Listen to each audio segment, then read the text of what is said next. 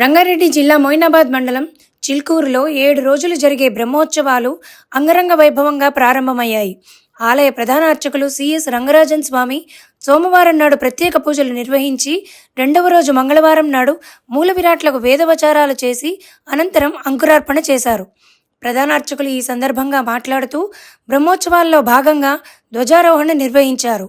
ఆలయ ప్రధాన మండపంలో స్వామివారు, అమ్మవార్ల ఉత్సవ విగ్రహ మూర్తులను ప్రతిష్ఠించి బ్రహ్మోత్సవాల పూజా కార్యక్రమాలు నిర్వహించారు. వేద మంత్రోచ్చారణతో దేవాలయం మారుమోగింది.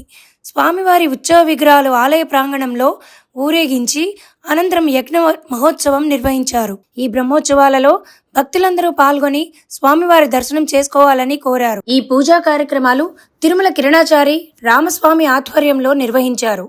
ఆలయ మేనేజింగ్ కమిటీ కన్వీనర్ గోపాలకృష్ణ స్వామి, అర్చకులు రంగరాజన్ తదితరులు అధిక సంఖ్యలో పాల్గొన్నారు.